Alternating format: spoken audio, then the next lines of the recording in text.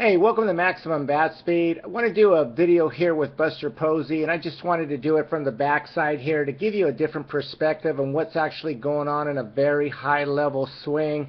Now, what I'm going to explain to you is pretty much what happens from the beginning to the end, from all the way from setup to the full extension, to hopefully help you as a player who might have some questions on how to get started or what should I do in order to start getting my swing to be at a higher level. And there's really not too many players in the MLB better than Buster Posey. He's an MVP, just consistently hitting over 300 with not only for average with power. He's very short to the ball and long through the ball.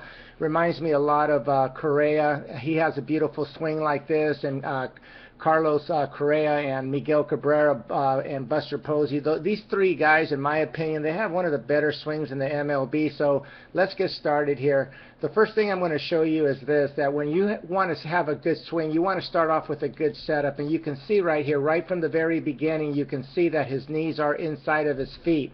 Many times I don't see this when I first start working with students. They're too upright, or there's something just doesn't look right, and right away I put them in pretty much in a position here with the body, just like you see here with Buster Posey. Sometimes I start them off a little more narrow. Ideally, I'd like to see always, and this is great right here with younger players, I usually have them have their weight just a little bit outside their shoulders. Doesn't have to be this wide like Buster Posey, but definitely I want to have the knees inside the feet just like you see here. So right from the beginning, that's what you want. You want to have a tall backside. You can see how tall his backside is right here. He looks very relaxed right here. Okay, the next thing that I do here is I start working with a student. I tell them to put the weight inside the instep of their feet right from the very beginning. This is what I tell them. Keep the weight on the instep of your feet, especially your backside, inside the ankle, inside the thigh. Just keep everything right here, right now. And then as they continue to go, what I explain to them is, now let me see some rhythm in your swing. So what they're doing, what I have them do, I have them rock back and forth where they can feel the weight inside the instep of both their feet right here, so they get some rhythm going in their swing.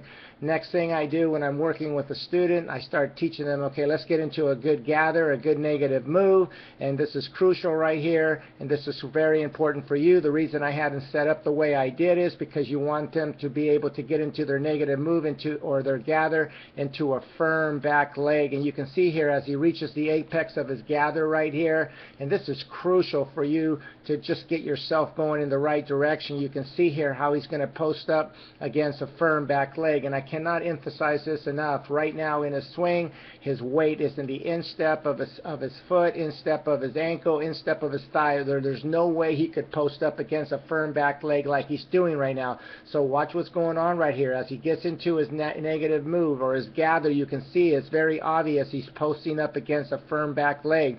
I've been bringing this up for years in my video, and this is one area that I see is very much overlooked. You never want your knee to creep over on top of your foot or behind your foot. Now you can see right here what's going on right here. As he reaches the apex of his gather right here, I'm going to draw a line right here. I'm going to put a circle right here where his hands are, and you can see that his hands right now are right here. Okay, you can't see his hands, but that's where his hands are, right there. Now the reason why this is very important is this, because as you get into the apex of your gather, your hands, okay, they have to stop at some place, and the place you want them to stop is right where your back foot is. You do not want them to go further than your back foot. Basically what you do is you get into the back hip socket, and then from there everything stops.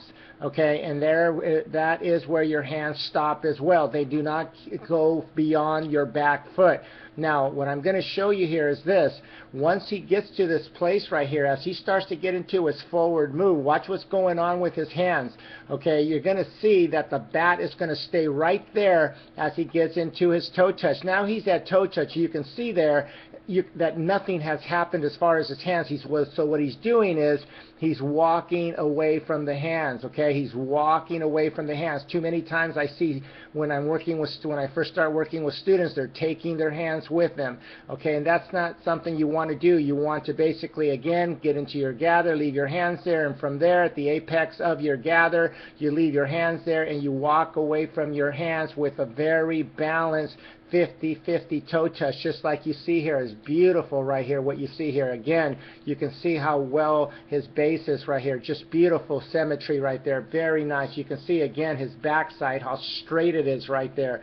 That's what you want to see. Another thing that you want to see at this stage at the toe touch, and I bring this up all the time, you want to see a shoulder to shoulder to elbow look with about a 45-degree angle right behind you.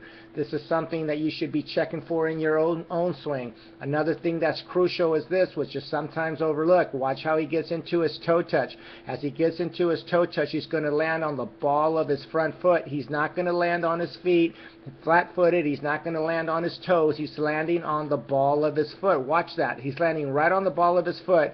And then as he gets into heel plant, and that's why it's called a heel plant, he lands on the heel. He's not landing on his flat-footed. He's had most of his weight now is right on the heel, and from there he can get into a very nice posting up to the front side. And you can see right here as I draw a circle around his head.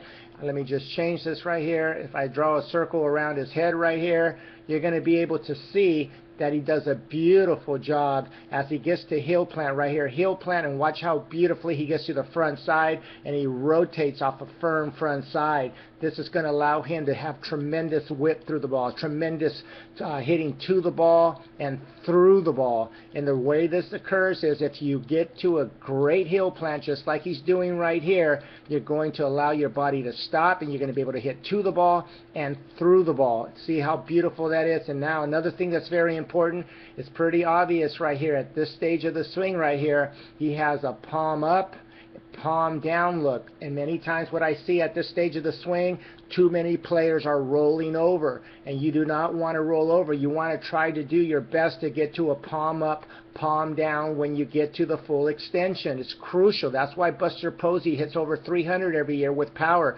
That's why Miguel Cabrera hits the way he does, because they apply mechanics that allow you to be short to the ball and then again long through the ball. The bat stays in the strike zone so much longer when you're able to do this. Now this video right here, though it is a very concise video, it should give you enough information to hopefully get you going in the right direction. Again, everything starts with a good setup, starts with good timing, good rhythm. You want to have very smooth tempo. You want to be able to, again, get that pullback. As you get into your toe touch, you're pulling back and behind you. Back and behind you. Even at heel plant, you're pulling back and behind you. And then as you get down to your heel plant, hit off a firm front side, let the elbow work up to the height of the mouth. Again, like I always bring up in my videos, let the elbow work up to the height of the mouth, and then everything extends beautifully right there. Now I hope you like this video. Give me a like if you learned something. Give me a like if you enjoyed it. Thanks for watching Maximum Bat Speed. Have a great day.